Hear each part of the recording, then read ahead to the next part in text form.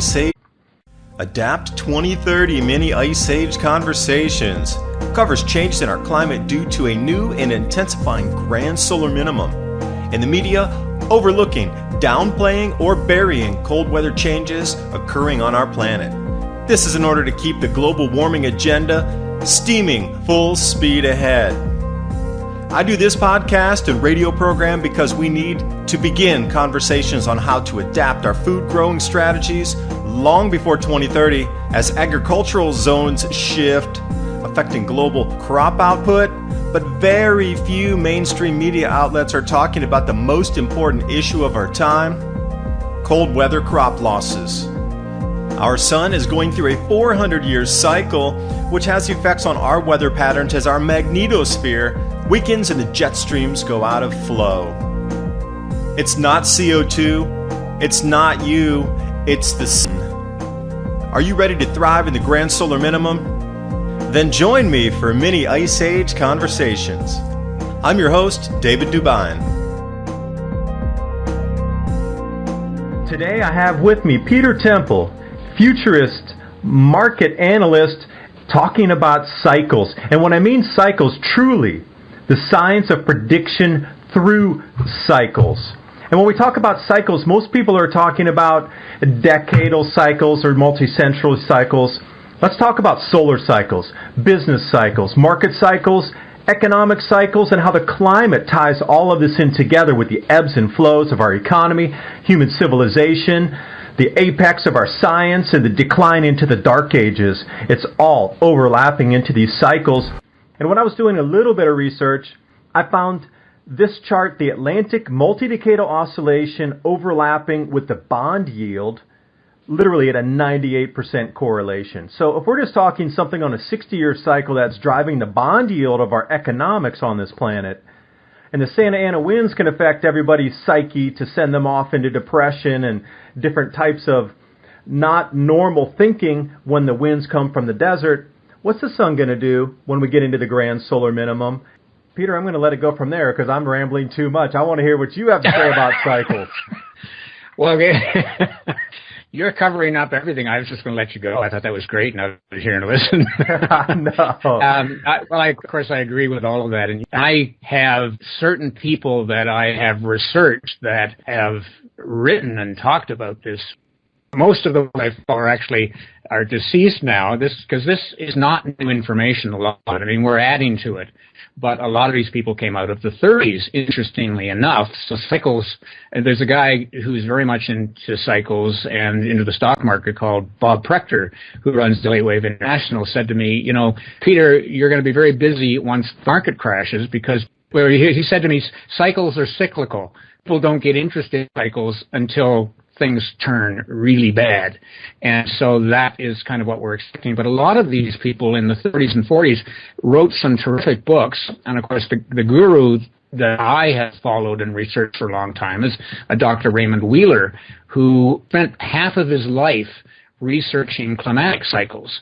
And he went right back to 600 BC, and he actually recorded all of the events, every major event internationally, and he also recorded all of the temperature and rainfall data, and you can follow them and you can see where the tops of these climatic cycles are, and you can also equate them with the tops of the social cycles. So it's really fascinating stuff. And later, of course, the cycles are harmonic. Steve Pitts is another person that I might talk about a little bit later who found that there were 6.3-year cycles, which is, of course, the old 7-year cycle from the Bible. Then there are 18.5-year cycles, which is sort of 3 times 6.3, which is the lunar nodal cycle and also the real estate cycle. Then you go into the Kondrativ or Kondratiev cycle, which is about 57 years, 54 to 57 years, which is 3 times 18.5. And then you go into the 172-year cycle, which is a major collapse cycle. And then 3 times that is the 516-year cycle, which is a major not civilization, it's more of a power shift cycle. And then there's the 1500-year cycle, 3 times that, which is a civilization cycle. So all of these, I mean, there are smaller cycles within those, but to me, those are the major ones that I look for. Wheeler also talked about a 25-year, 100-year, 500 year. And there are other cycles in the climatic area, which I'm sure, David, you know a lot about. Well, I was going to peg right on the Gleisberg cycle, which is an 80-year cycle as well, and then we come into the relational cycle from John Casey at 206 year, and then those multiples of 206 go right up into when you're talking about 4 cycles of the 516 come right into the same equivalent number of cycles if you're going to multiply by 200. If you're multiplying by 500 and by 200, eventually you're going to come up into these multi-millennial cycles that are going to overlap, more powerful cycles overlapping on top of each other. There might be smaller cycles running within the larger cycle, overpowering that, overlapping that is the main driver of the current cycle. So when we're talking about 6.3-year cycles, we could talk about 7-year and 9-year cycles also with ocean pulse water going up into the Arctic, causing heavier ice cover. And there's just so many of these other climatic cycles based on almost the exact same numbers you're talking about. Right. And so when you get these cycles syncing or coinciding, you get these cycle tops and they all head down at the same time. That's when you get these major catastrophes.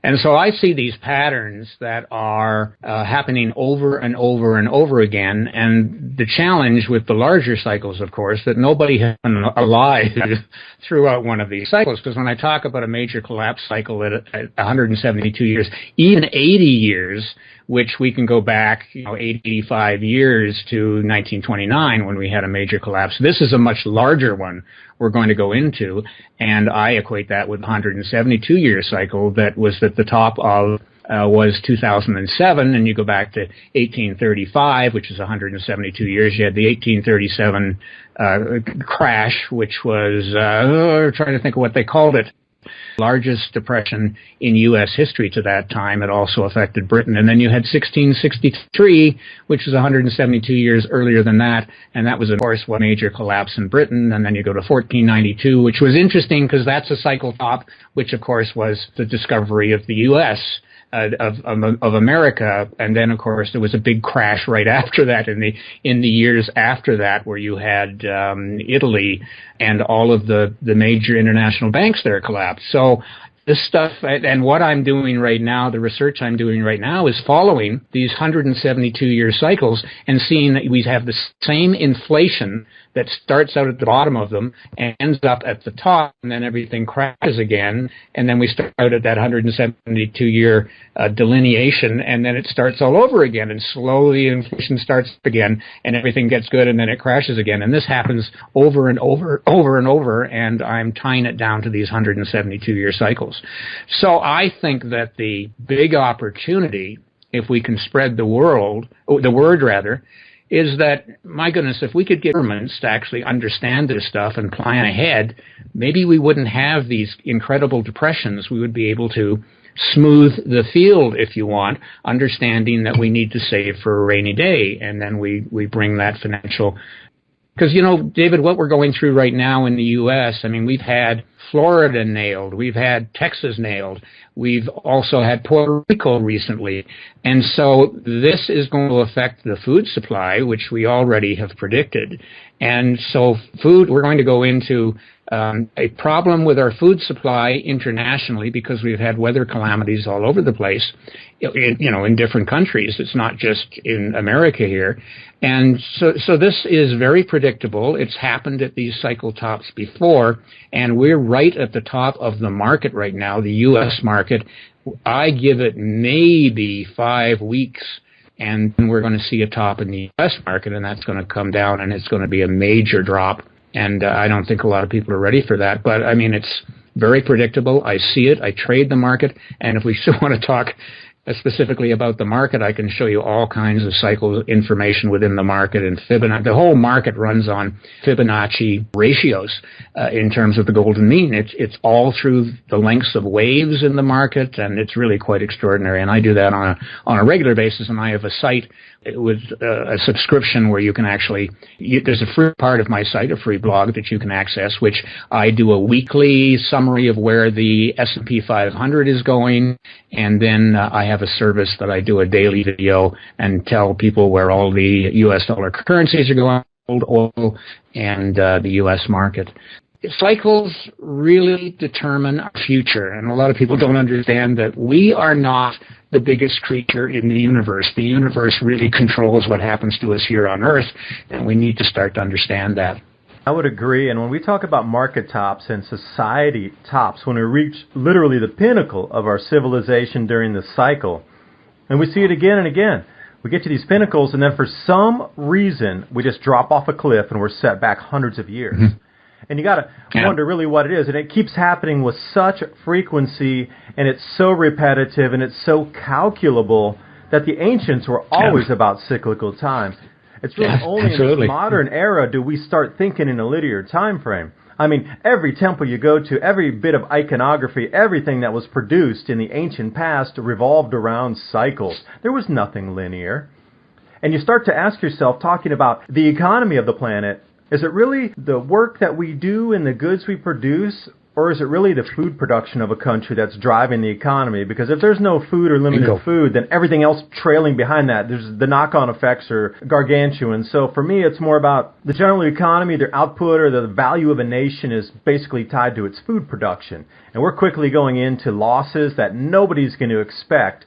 And talking about the futures market, when the real harvests come in, and they're putting those chits in the silo to tally that at the end of the year, futures market's going to reel. It's going to be shocked at how low the actual harvests were, and then the protein content for the wheat specifically, how terrible the protein content is. It's just going to rattle the markets at the end of the year, I do believe.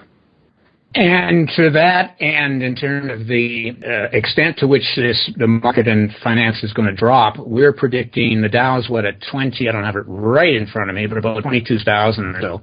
We're predicting within 5 years the Dow will be under 3,000. And people would say, well, that's just not going to happen. It's incredible. Well, that takes the market down about 90-85%, and that's exactly what happened in 1929. So when you say to me that it can't happen, it has, and it's happened over and over and over. And the thing that always concerns me, of course, is people don't look back on history. We don't pay any attention to it, and the history is our future. That's because it just happens over and over and over, as you know. When we talk about a human lifetime, my grandparents were terrified of what happened during the Great Depression. And I do remember after my grandparents passed away, we went into their house to help clean out a lot of things. They had saved everything for 50 years. I mean, the twist ties on bread loaves, and they had drawers full of that. They saved everything. Something terrified them. Now, we've lost that terrified feeling of whatever occurred in the 1930s and the Great Depression scarred a generation. I mean, it scarred them that they took that through the rest of their lives. We haven't experienced anything close to this. And this market correction and this reduction of food coming on, I firmly believe it's in a multi-millennial cycle. I mean, far beyond what's coming up with these, generational, multi-generational cycles. I'm firmly in the belief that there's a heavier cycle, something much more powerful about to hit our planet's food supply. And then again, with food supply comes economy, and you can't separate the two. That's why I'm so heavy into my channel. We need to really prepare for what's about to happen. But they want to keep talking about CO2. Nobody wants to talk about effects of the sun on our climate. It's ridiculous. I laugh at the CO2 stuff that has gone on. I mean, this is an absolute scam, this thing that has gone on with global warming. And you understand that nobody's really talking about global warming anymore. It's all climate change. And, of course, climate changes. So if people say to me, do you believe in climate change? And I say, well, yes, I do. And then I start talking about man-made warming. And I go, no, that's something completely different than climate change. But we have got so used to the economy just expanding the way it does. And I want to get into, the money supply. I don't think, unless you want to, but would love to. I'm a big fan of crypto, and I love the way that the actual traditional Forex markets are leading the crypto market. Because, basically they're both currencies. You got a digital currency in the form of Bitcoin, but, you're talking about Forex leading, so you can definitely see some retracement in the Fibonacci sequences. I trade too, and you can start to see all these patterns, but it seems that the Forex is actually leading the crypto. So you want to talk about that? I'm well into it with you. Well, crypto stuff is all BS as far as I'm concerned. It's all already topped from an Elliot perspective, so that is going to come down. It's another example of what happens at a bubble. It's like the South Sea bubble and all the other bubbles we had. You're going to see all of that drop to absolutely nothing as the market comes down. It is not money. It is not something money is created. And people say a store of value. Well, it can be, but it necessarily have to be. But it needs to be something that you can use for transactions, and it needs to be right through society. So I'm a Jamie Dimon guy saying that, hey, this is just one of those little fads. It's going to be awful for people that get caught in it because it's going to come straight down. As far as I'm concerned, Bitcoin has topped. Some of the other cryptocurrencies have already topped. There are a few out there that have not quite. But from looking at cycles and the work that I do, it's very clear that they've topped. Yeah, can I talk so about that's my perspective. So, Peter, can I add something about Jamie Dimon there for a moment? I think it's of utmost importance to talk about Jamie Dimon's statement talking about Bitcoin. You know, at that point, when he was talking in the market about, Bitcoin's a terrible thing, it's exactly saying the same thing you did. Their European arm, fourth largest buyer of Bitcoin during that day. So Jamie Dimon's talking over here in America on a conference call, and over in Europe, they're the fourth largest buyer of Bitcoin. JP Morgan was. So, you know, you get these mixed messages here coming out with, where is it really truly going to move? I think it's kind of a replacement for the economic system that's about to evaporate because of higher food prices. There's got to be some replacement. If the traditional market, you're talking about a reduction all the way down to 3,000 or so, what's going to be used for value? Everybody will be completely wiped out at that point. There'll almost be nothing left. This will be like 1929 times 10 or 100, and then how are people going to regroup from that, do you think? As far as I'm concerned, it's got nothing to do with Bitcoin. The financial system, right, is going to collapse, and it has to be changed because, let me just kind of take you for a couple of minutes to, it might be a little longer than that, but the problem with our financial system right now is, and I'll just use Canada as an example. The U.S. is exactly the same with the Federal Reserve, is that they're private banks that really are controlled by the Canada of international settlements and the central bankers in Europe. In Canada, from 1937, when we created the Bank of Canada, which is our central bank, and we have one of the only public central banks one of the only. There's about a dozen of them in the world. But from 1937 to 1974, we created our own money here. I mean, our government, being a sovereign, created its own money, and that's actually in our Constitution that we are supposed to do that. So we had our own Canadian dollar, and nobody touched it. In 1974, our Prime Minister decided that he was going to let the European bankers supply our money for us and charge interest. Now, I understand how money is created. It's basically created these days by clicking on a button, and you create debt, and that's another situation there, but I'm not going to get into that part of it. But we have been charged interest for every penny that is created in this country. The reason, and that comes from the European bankers. So the reason that we paid $1 trillion to European bankers in 2012 was because we owed them that much interest. Now, we can create our own money, and the reason that we don't, or one of the big cards that the European bankers have, is that by charging us interest and has a line with them, it allows us to get into the SWIFT system, which is, of course, it allows transactions between currencies all over the world, so it just enables trade a lot more than it could be in the past. But we are paying dearly, and all of the G7 countries are in the same situation, and their economies are being ruined as interest payments. And also, you can get into the trade agreements that have been affected all over the world as well. But the key thing is the financial situation and the creation of money. And so Canada and the U.S. right now, because the other part of it, governments love to inflate. We're all dealing with a fourth dollar now. So you can imagine, because we've inflated it so much, there gets to be a point where you can't inflate it anymore. The value of the currency goes down so much that you can't pay for anything. And this is why, in today's economy, everything you buy falls apart. I mean, I've gone through dishwashers and refrigerators that maybe have a 3 to 4 year lifespan because companies are forced to make them so cheap, also employ fewer people to keep their costs down to make these affordable for people. So it's a no-win situation. Russia And the BRICS people, Brazil and all China and all these countries starting to do, because we are attached to the U.S. dollar right now as a reserve currency. They're starting to set up their own currency, and so we're going to have this war between currencies. So yes, David, our financial system has to change. I think it's going to have to go back to countries, their own currencies, so they get away from these central bankers and their tentacles that get into the economy, because they really dictate to countries what they can do financially. And that gets in the way, of course, countries' sovereignty. They should be controlling their own economies, and that's not happening right now. I went on a little bit, but I wanted to kind of explain my view of the world and where we are right now. And this is one of the reasons we're going to have this huge crash. Yeah, and I'll agree. And I'm glad you went on that long to encompass a lot of the thoughts there. I mean, look over at China. They're having a gold-backed oil reserve fund, literally true sound money to do the transactions with. Now, where are you going to find an ounce of gold even to back anything in the United States? You don't. I mean, most of the countries across the planet, how many of them are backing their currencies with gold or any kind of true, real money? Even, let's go down to silver, or copper. I mean, who's backing something with a metal if you even want to take it down into that smaller type of valuation for a metal? I mean, we used to have copper pennies in America. We don't have copper pennies anymore. Again, it's the whole thing about making them cheap and light. What are they made of? Zinc and plastic now or something.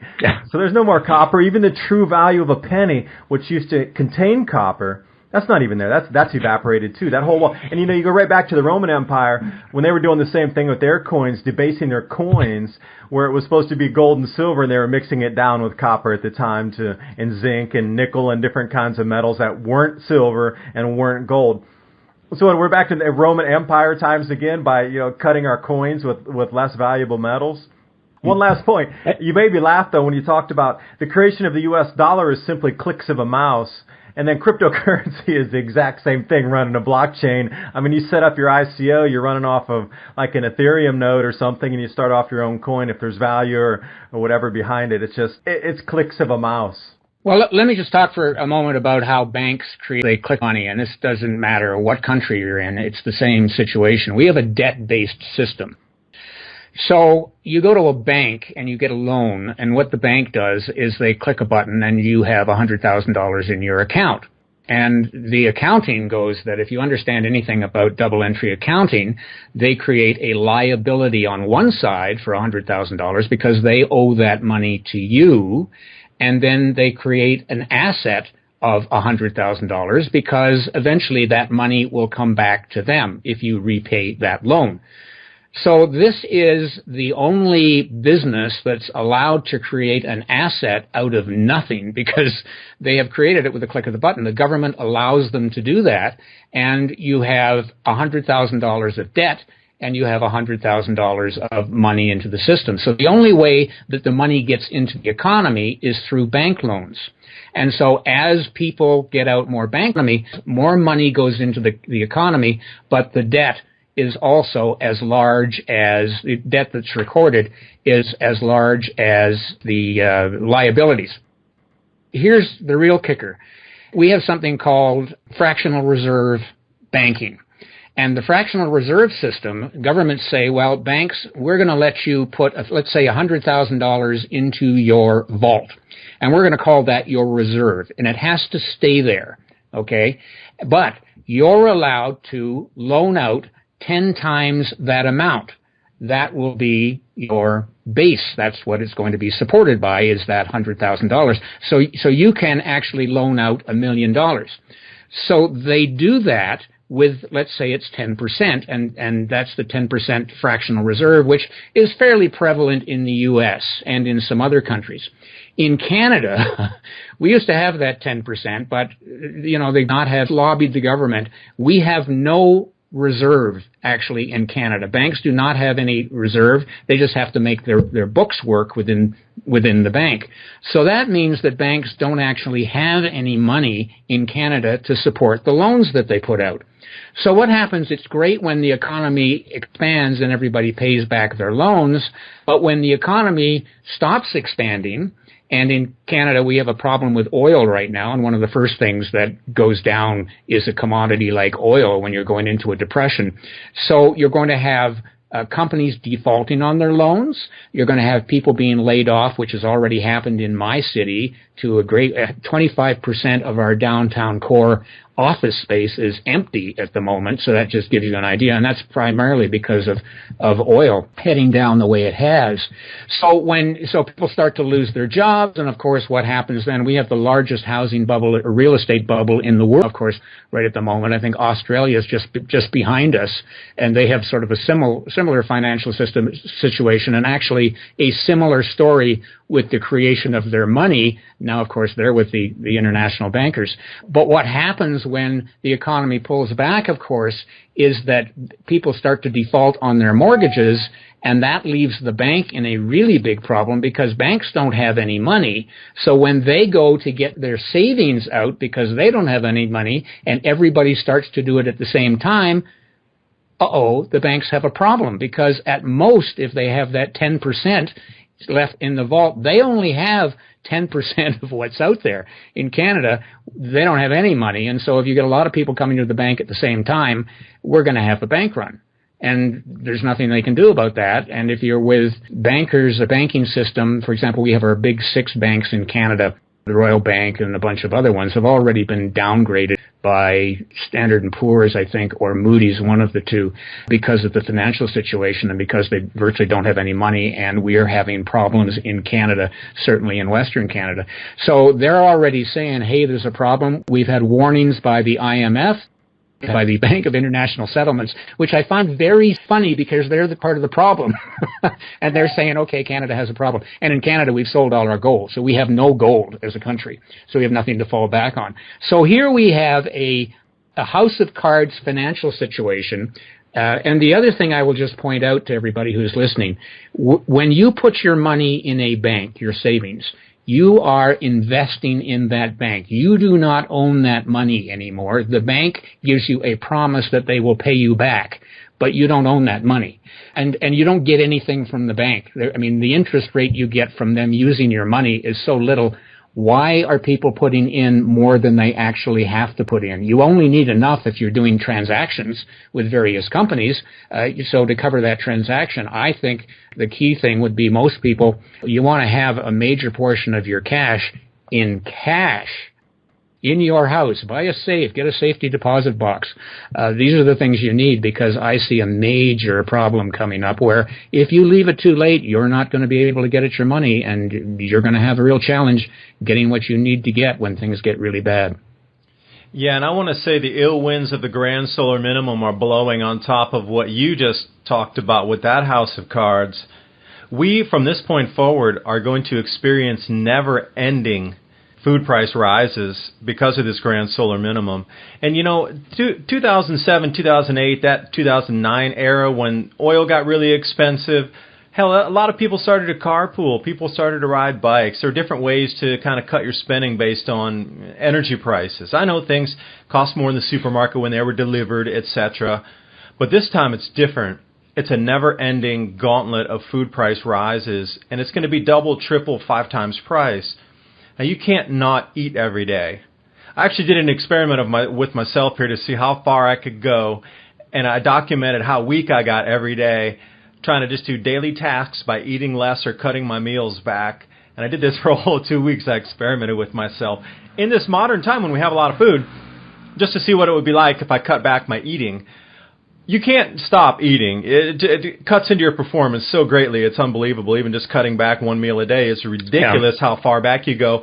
But people are going to stop spending on the greater economy. When their food price rises 3, 4, 5 times, they're going to pull all that money out. They used to go to movies. They used to go to restaurants. They would buy those cheap washers and dryers you're talking about. They would buy the new TVs. They would buy houses, cars.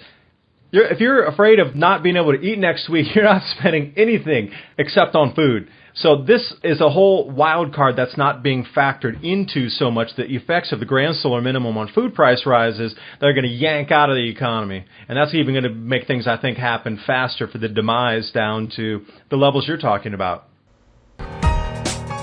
you can just go back about 2 minutes when you're talking about the effects of government, and I was talking about the fast track down into the dark ages. If they're going to take away our power, we're truly at the mercy of nature. And when I say that, I'm talking about literally going back to the settler days and more of this pioneering lifestyle. If we don't have electricity for our lives, especially during these cold winters, where's that going to leave us as a society, or even in a city fashion or province or state?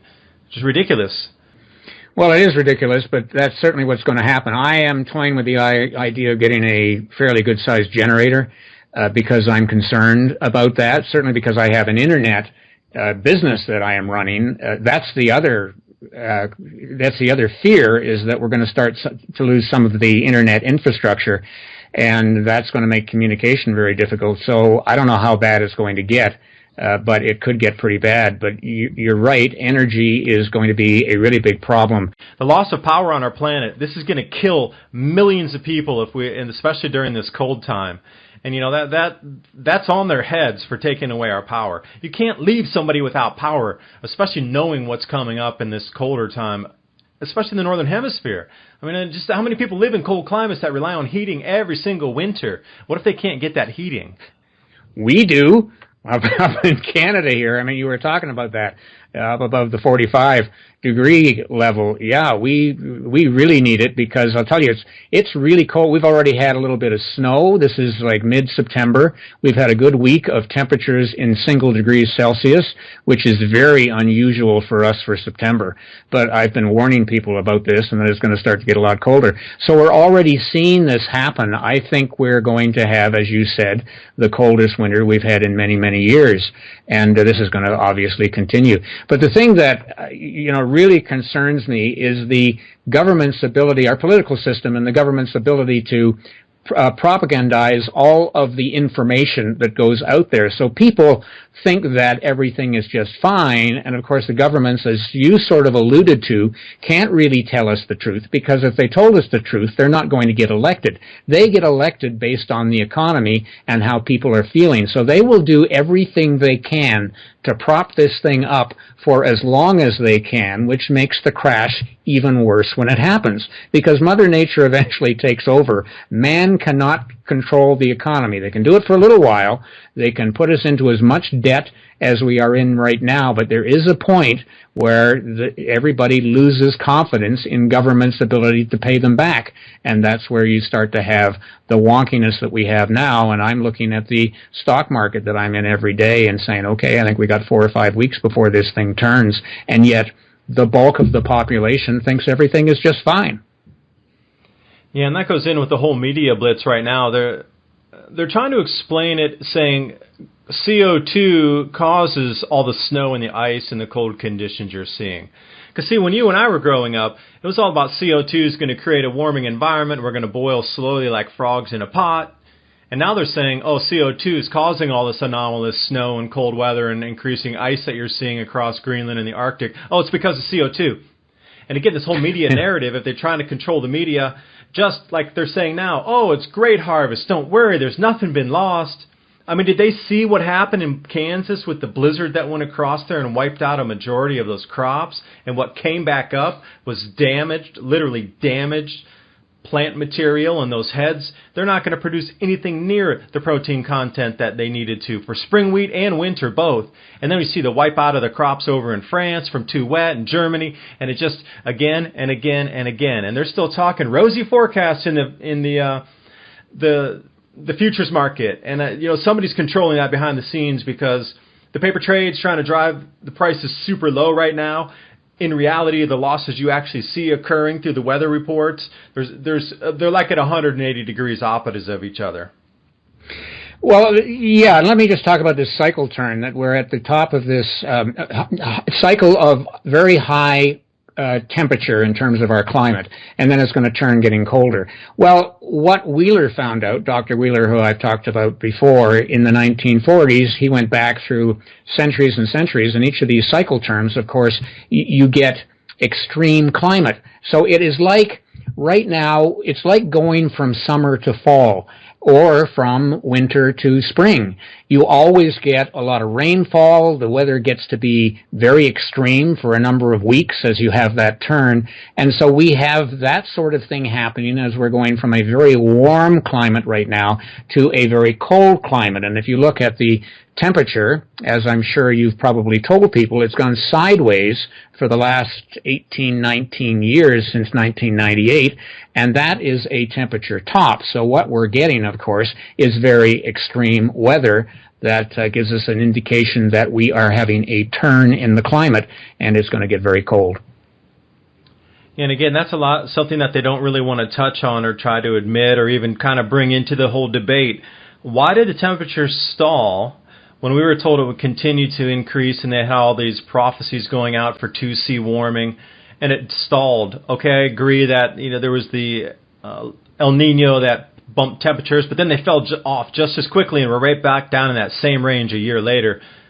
But that's not something that is open for debate. If you try to even talk about that, you'll be shut down at a public meeting.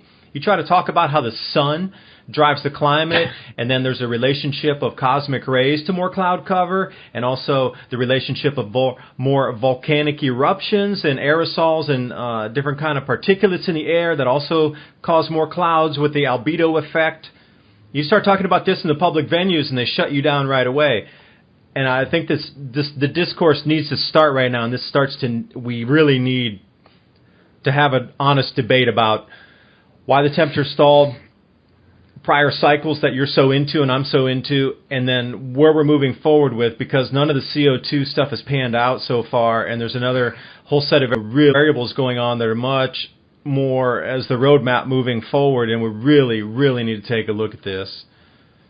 And of course, the education system, which you're starting to really allude to, is also something that gets weaker as the cycle goes up. It was really interesting for me when I read a lot of Wheeler's work, and he talked about the cycle tops, and he said that grammar really becomes a big problem. You have terrible grammar at the top of these cycle tops, and I see that absolutely everywhere. I taught grammar across Canada for 3 years, and I'm just seeing that it's just an example of how the educational system is breaking down, and we see that with scores that are coming out of a lot of schools all over the U.S. and Canada, and you're even seeing it in Europe, that the educational system has really fallen apart, and it really comes down again to money, because we've got 4-cent dollars. So how can you support an educational system if your money is getting to be almost worth? You can't do it. And so, we suffer that way as inflation takes hold and our money gets debased to such an extent that it's valueless. And so this is just one of the other indicators of a cycle turn and going into deflation. And all of this stuff works together. I just see it. I'm so sensitized to it that I see it through all aspects of society. Yeah, and the business cycles following these climatic cycles as well, when we come down into. So what's going to happen when literally the harvests go below what we can actually, let me rephrase that. What happens when the harvests that are coming out of the fields aren't enough to supply everybody on this planet in the current paradigm that we exist in, where there's enough to put with a throughput for a factory to make a good to put it into the supermarket, when you can go down and there's always any type of food that you can get, generally in the West in supermarkets. There's no food shortages here. Venezuela's an extreme case. Other places across the planet, there's limited goods. There's not such the huge selection that we would see at all these hyper stores, across the Western, more developed economy nations. But what happens at that point, and you've seen it again and again in history, when a society cannot produce enough food to keep itself running, and you go into this deficit year upon year, and then what happens from there? And you're going to see guns come out. You're going to see people fighting for the food that's available. You're going to see a major revolution. You certainly don't want to be living in large cities. I'll tell you that much. You want to be outside a city, because the riots are going to go on, and it's going to get very, very dangerous. Because if people don't have enough food, a large number of them will make sure that they do one way or the other. Yeah, that's true. And, we've talked about that several times before, and just discussions I've had with people about this resurgence that people almost intuitively feel it, because out here in Asia, the biggest thing is, okay, you come into the city, you work, and you immediately go back out, and everybody wants to start an organic farm and get out of the city. And everybody's returning back, and they really want to leave this lifestyle and get out back to their hometowns and get somewhere. But the economies aren't so good, so they're developing. They're actually creating their own economies out in these villages and towns now that actually become these eco-centers and ecosystems on the weekends of, burgeoning economies out in the countryside, where I could see that, transition going. Let's say that, I don't know, Atlanta, Georgia, not New York City or not LA or something. Houston, Texas. I mean, some of these, second-tier, huge, large towns or whatever in the United States, I'll use for an example. And you could pick one up in Canada. Where would you choose? Where are they all going to go to? What if Atlanta empties out and you have 7 million people leave out of there? Where are they going to go back to? There's no hometowns as such that there is over here in Asia. Well, Canada is not as much, and we have an awful lot of land, of course, and there's nobody up here, comparatively to the U.S. But when you're living in a big city, Toronto would probably be the one that pops up to me. Vancouver, not as much, but Toronto for sure. Okay. It's going to be a very difficult place to live, and there really is nowhere else to go outside that. You've got country, but it's pretty well populated in that area, whereas out in Western Canada, not so much. Yeah, and when people do come back to and we all see the writing on the wall that people are going to migrate out of the cities when they get back to their maybe traditional hometowns or maybe cities they grew up in, smaller towns. I mean, America, for at least, it was built on hometowns, and this big, huge cities sort of evolved in the last 50 years. But prior to that, as everywhere in the world, it was always, smaller towns, if you will. So what kind of economies could you expect to develop as people go back into these more rural or, shall we say, smaller habitation areas? Well, let me just point out one thing, just as we talk about cities as opposed to countries. We have Ontario is our major province, our largest province in Canada. It's also the most in-debt sub-state in the world.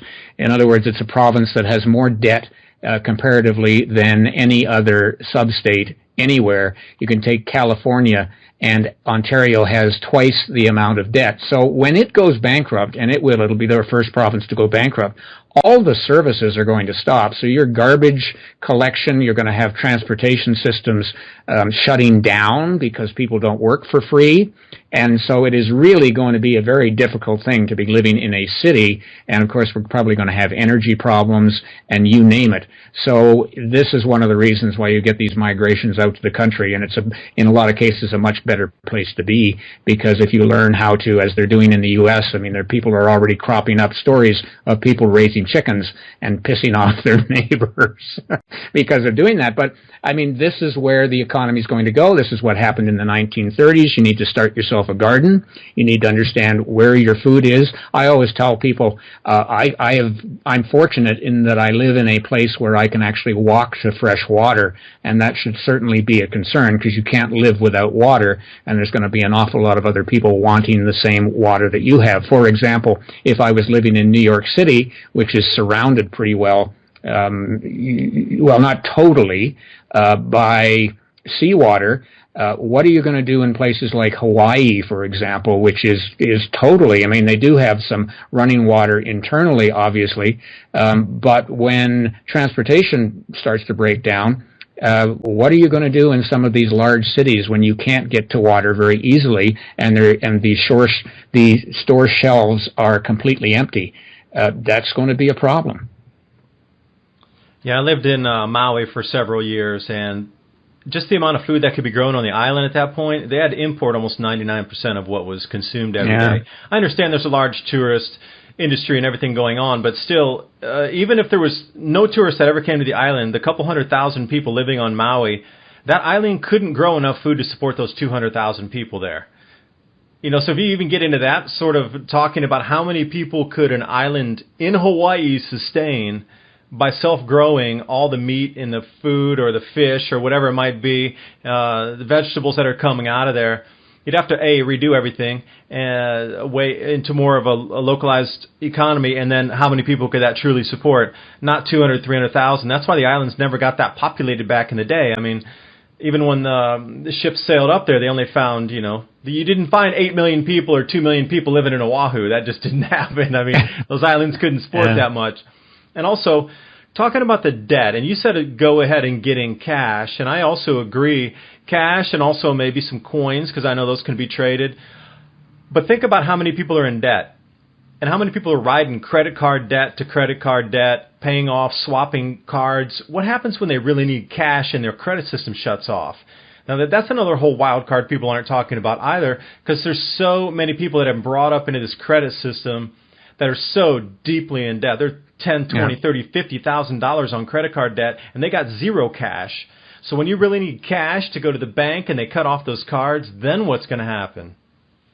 Exactly. So longer term, you don't need to get into silver and gold, and if you do want to buy some of that, make sure you get coins, because it's not something you're trying to keep around for wealth reasons. It's things you want to have that as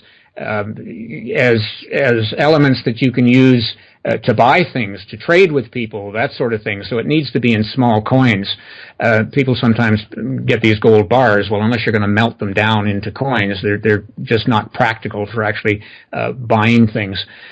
So you want to do that, but you certainly want to be in the short term. Let me just add to that, because so that people understand, deflation is the value of your currency actually goes up in deflation. So currency becomes a lot more valuable. All the prices of assets go down. So you will find that buying cars, they won't be able to give them away. In fact, it's getting tough for them to give them away now. But certainly houses are going to go down to 20% of their value. And that is not because they're actually going down to 20% of their value. It's because the dollar or currency is going up 4 or 5 times in its value, and therefore the assets around it go up. It's the reverse of what happens in inflation. As your money becomes worth less, of course, everything around it, houses and everything, go up in value, because people don't want to get paid in 4-cent dollars unless they can get a whole bunch of 4-cent dollars. And so housing prices and things go up. So it's the reverse in deflation. And when your currency goes up, gold and silver go down. So we're actually going to have a period of 4 to 5 years where gold and silver are going to be worth less, and I can see that in the work that I do. That becomes very obvious over the next 4 or 5 years. And then eventually the financial system is going to collapse, and gold and silver will become more valuable, and they will be the way that you get what you need to get in life. And so I would say start planning on trying to get your hands on some silver and gold coins, but we're talking about probably 5 or 6 years from now as to when they will become critical that you own them. Yeah, and by that point, too, all the research I do points into population decline significantly by that point. 2023, 2024 will be the bottom of the cooling cycle anyway, until we get this brief respite, and then the canceling waves in the hemispheres on the sun go back in, and then we have another 8-year period of cold, and then we finally come out of it in the 2030s, 2035, or something like that. That's why I named my channel Adapt 2030, because we need to get to that point through 2030 to get through the full cycle and then come back out on the other side. So when we get to this cooling bottom, that's where I start to see the repeating history. When you're talking about the 1400s, 1600s, I mean, look what happened to the Black Death back then. Look what happened in Europe. There was nobody in the United States. I mean, the Native American Indians, but you saw what happened when even the very first people landed, Mayflower, they landed over there. Okay, they landed in the middle of a grand solar minimum. The Native American Indians were struggling to stay alive during this time. And if the best people on the planet, and the most intuitive and the most in tune with their survivor and their surroundings, if they were struggling to stay alive, and we can't even grow food today, what chances does that give us? So, I mean, these northern climate latitude bands of where we rely on just-in-time delivery, and if you can't grow your own food and you don't know how to store it properly, there's going to be definite population decline on the planet. And then, what's going to be the store of value? There'll be just less people around. So I see this balancing act going on between store of value, which is basically confidence. We get into the traditional mediums of silver, gold, maybe tools, or something that could be food will definitely be a tradable value. But again, if the ecosystem and the internet stays up, I truly believe that cryptocurrency will have some play in there as well. You and I differ greatly on the crypto space moving forward. I believe it's the replacement for the evaporating system. But that's, we could butt heads all day on that contentious issue right there. Well, the tools that I use to trade, which is Elliot wave and how the markets move, tell me that the crypto is a short-term thing, and they're never wrong. So we'll do a little side bet on that and see who wins on that one. But I think as everything collapses, you're just going to see because. Well, I just think as everything collapses, that's what I'm seeing from a number of different indicators, and the most valuable to me is the Elliot wave principle and how the market moves, and that just tells me that Bitcoin and the other cryptos have pretty well all topped now or are in the process of topping. Yeah, so go back into that again, because Fibonacci and sacred geometry and the different ways and just mathematics that our universe is set about anyway, there's base laws that adhere throughout all time, space, structure. I don't care if you go to another star system, that mathematical way that the universe is set, those rules apply everywhere. So when you're talking about the Elliot wave and the Fibonacci retracements and trading and whatever, can you talk a little more about the Elliot wave and how you see that moving forward and how you can see these cycles topping and declining? Sure, and what I might provide for you, if you like, is I have an interesting little chart which shows the trend, because these trends, when you're in the stock market, you get trends and you get counter trends. So when a trend moves, it moves in 5 waves and it moves for quite a distance, and then you get a counter trend which corrects for a while and then it picks up the trend again, and it does it in 5 waves. Well, it's interesting. You can see any trend throughout society will have 5 waves, just like you will see in the stock market. I have a very interesting chart which I can provide you with, which is smoking, and it shows how people smoked and the actual trend went up in 5 very clear waves, and then at the very top it turned down and it started down in 3 waves, and I think it's going to eventually drop off, probably not totally, but you can see how the trend actually works in society as well. So this is Fibonacci based, and you see it all through the stock market. So it's interesting that people like Steve Pitts, who I mentioned to you, had done the statistics on cycles and sort of proved the probability of them at certain points, came out of trading. Most of the people, for example, Elliot, who came up with the principle and learned about the market, was a trader for a very long time. Some of the other people that have understood cycles came out of trading. Edward Dewey, who created the Foundation for the Study of Cycles, which I was an executive director for a while, that lasted for a very long time, from about 1941 when it was founded, and he put together a whole bunch of information on cycles and found that there were over 3,000 of them in business. All of these people came out of trading and started to understand the value of understanding cycles, and that they went all through society because they're all through the market.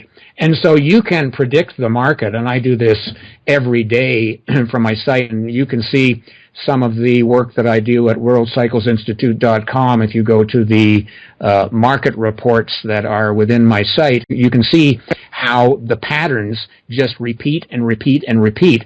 So it becomes very predictable. Now, a lot of people, I get a lot of trolls that come by my site and tell me I'm absolutely, that's okay, because there's an awful lot of people making money based on my prediction, and they're the people that are in my subscription service. So these cycles go within the stock market. They are relentless. They repeat over and over. They have certain lengths that you can measure based on the golden mean and Fibonacci ratios, and this is all through society. So you can go through plants, for example, and the way that they grow. You can find Fibonacci ratios within that. You can find it in our DNA. You can find it in the measurements of our bodies.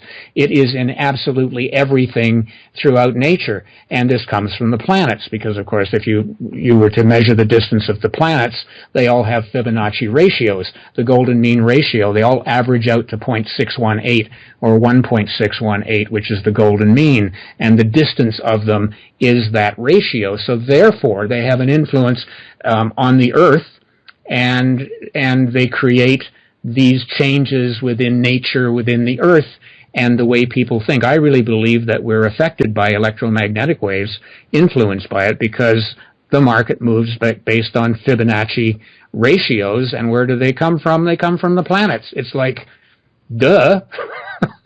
Eventually you kind of look and you realize that we are really impacted by nature to an extent that most people absolutely don't recognize or understand. Yeah, that's true. And when you start talking about numerology, I mean, you just mentioned 1.618. Now let's just do a little mind experiment here. If you add 1 plus 6 plus 1 plus 8, and then you get 16, and then you add 1 plus 6, that equals 7. Or we could do it the other way. We could take 16 plus 18, and then you get 34. And what's 3 plus 4? 7. So you start to see the repeating cycles. And also, with the 11.5-year solar cycle, when you start doing the same thing, multiplying up, everything adds up to 9. And you can keep going indefinitely up to infinity. And everything you break down in the cycles off 11.5 years on how many you're multiplying out to get the grand solar minimum cycle, using 206, or you can use as many cycles or multicentral, it all adds up again to 9. Every time you break it down, it adds up to 9 when you do that same thing. So numerology, I like the concept of, there's a mathematical formula that the consciousness of existence abides by. And there is an intelligent consciousness behind the design of everything that is. And it's a mathematical numerical equation in the consciousness of thought that exists in time-space, I guess. Maybe I'm going too deep on that, but... Yeah, you are, but I find it very interesting just listening to you talk about it. And something I'm going to have to do a little bit of research on. That's interesting. I haven't spent a lot of time in numerology, but just hearing you describe it makes it very interesting, and I'm going to have to do a little bit of work. I do so much time... I spend so much time doing research in cycles, so sometimes getting out into these... going off on these tangents that relate. I don't get the time to do that, but that sounds very interesting to me, and I think I'll do a little bit of work on numerology.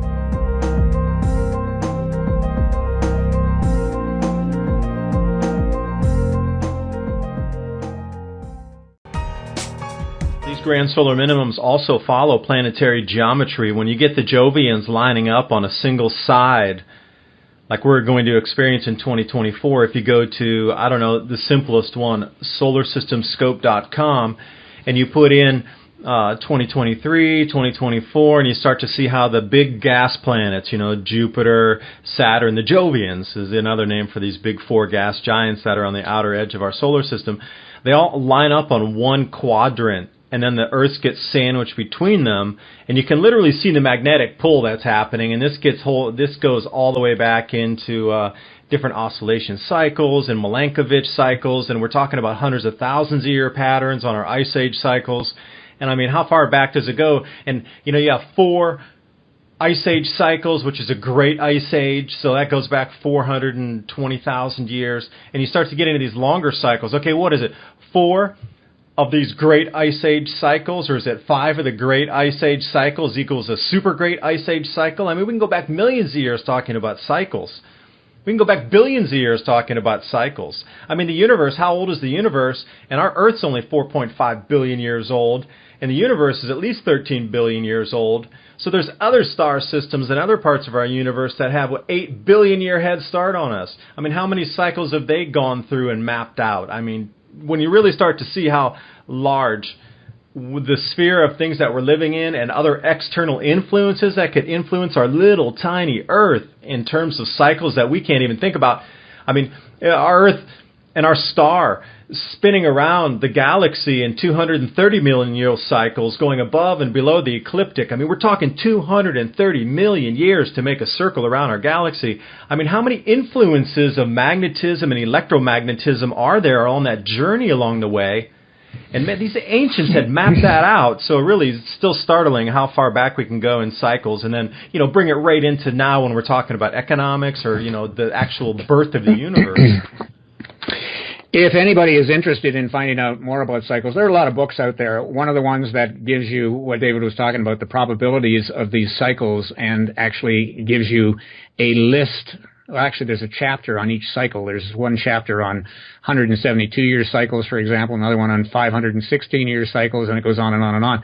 But there are cycles that are millions of years as well. And this book takes you all through that by Steve Pitts. We were talking about him, and he's a gentleman in Hawaii that has done a tremendous amount of work. This is the unified cycle theory, and this is kind of my Bible. You can see here I've got lots of little notes in it, but this gives you a very good idea of how the cycles are generated over a very long period of time, and so he's done a tremendous. I think he spent years on that. That was the book that came out in 2009.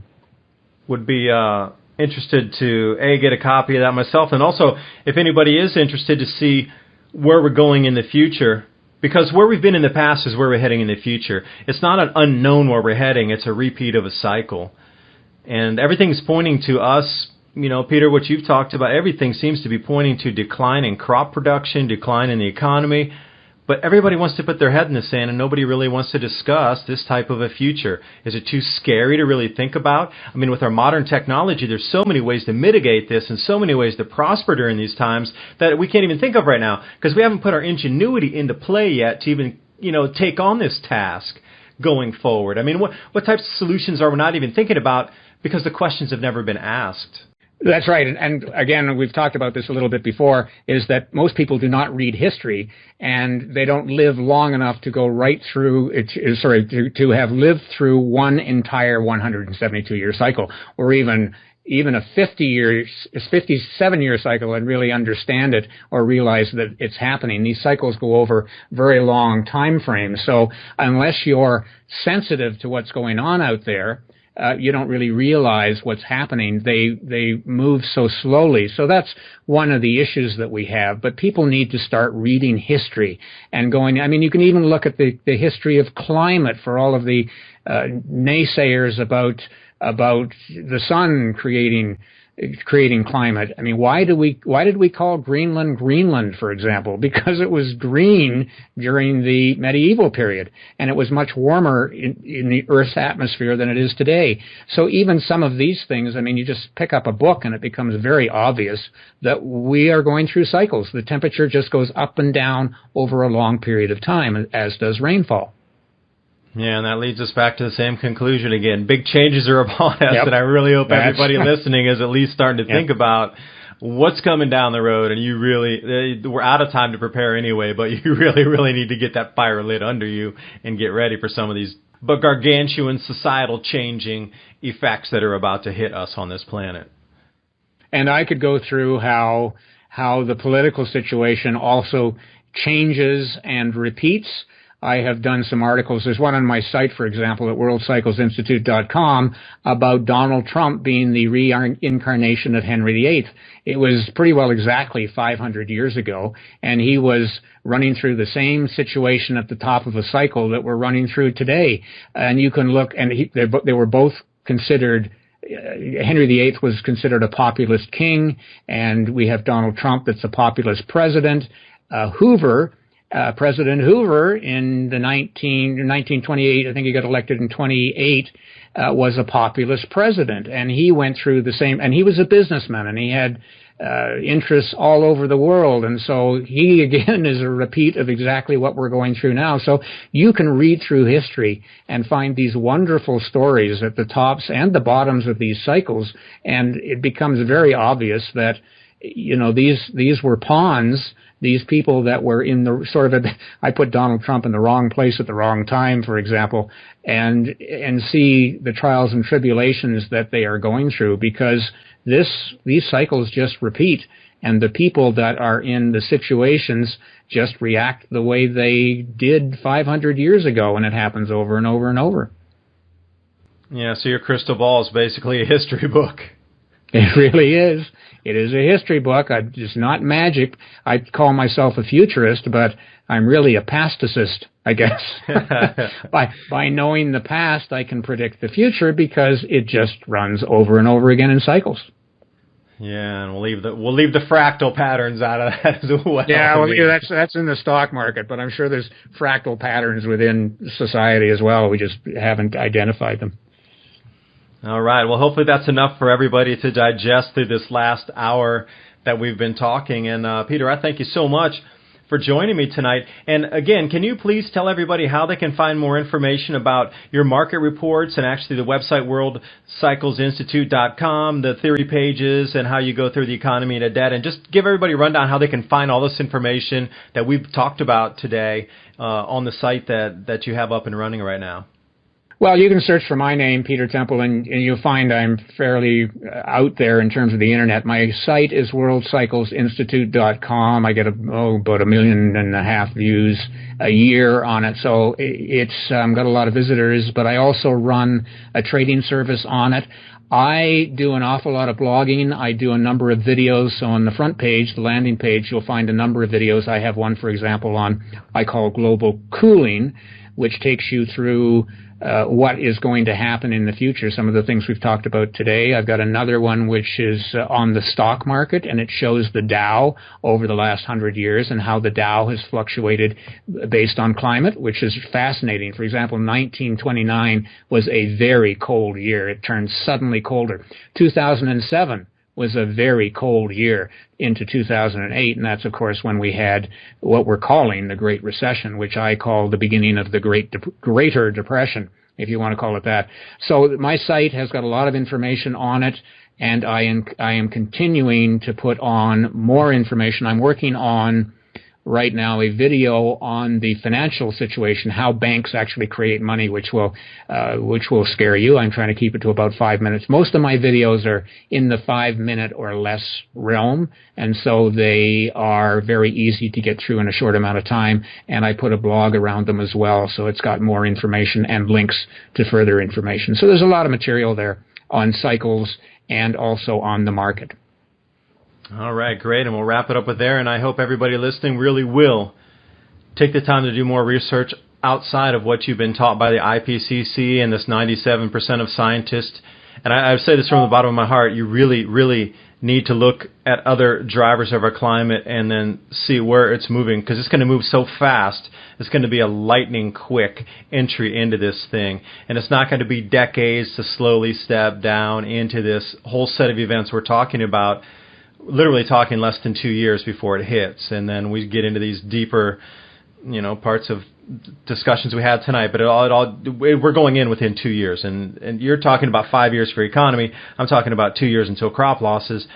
But it's all within such a short time frame. I mean, you can remember 2 years ago so clearly and so easily. It's like you woke up yesterday, and 2 years happens so fast. Or even the top of the climate in terms of temperature was 1998. That wasn't that long ago.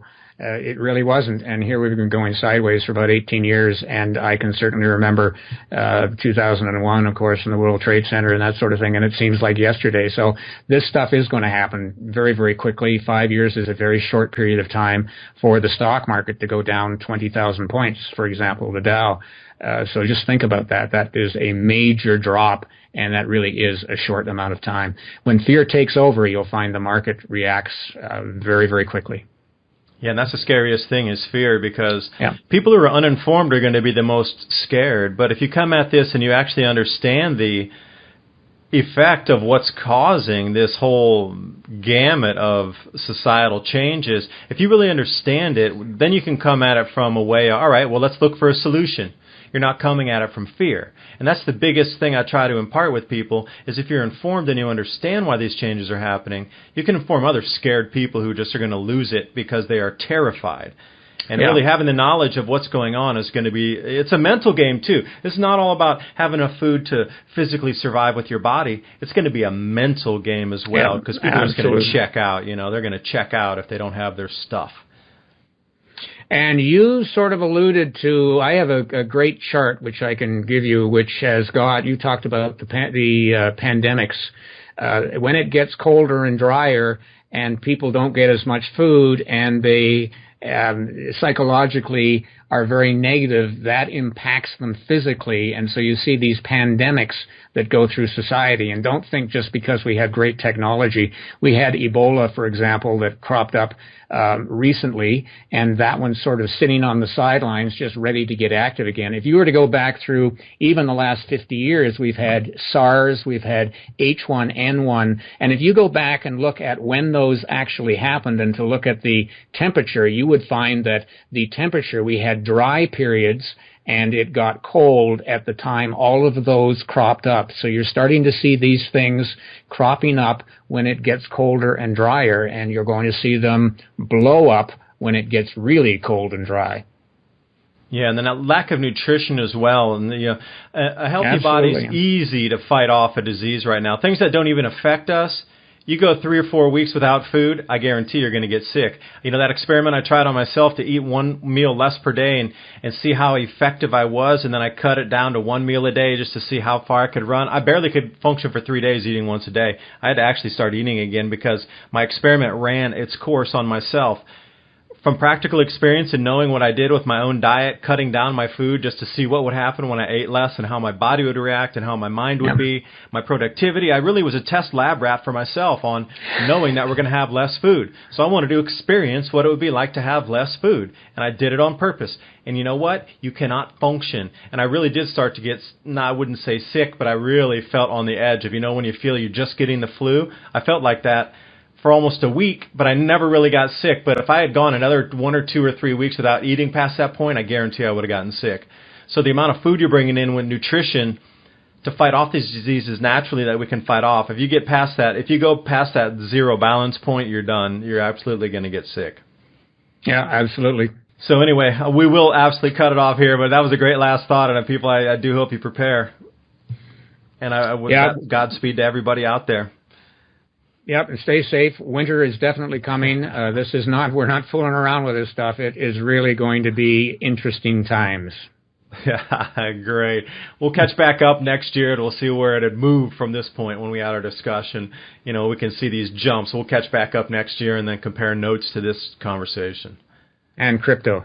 Yeah, we should make a bet. Quarter of a Bitcoin to your 1 ounce of gold right now. And we'll see. I don't know about it. We don't know where I think it's going to go. Let's say a quarter of a Bitcoin in 5 years, the value of it then, I'd be fine with that. I'm predicting $100,000 US value of today's money. Okay, well, yeah, we'll see. Anyway, hey, great discussion. Thank you for your time. Yep, thank you.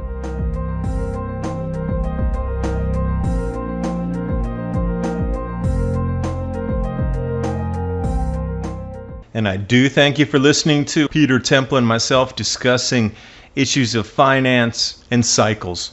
Remember, you can find more information at worldcyclesinstitute.com, the science of using prediction and cycles, with different issues ranging from Wheeler's drought clock to the Elliot wave and everything financial in between. Peter Temple's worldcyclesinstitute.com. Hope you can join us for part 2. Thank you so much for your time. I hope you got something out of our conversation.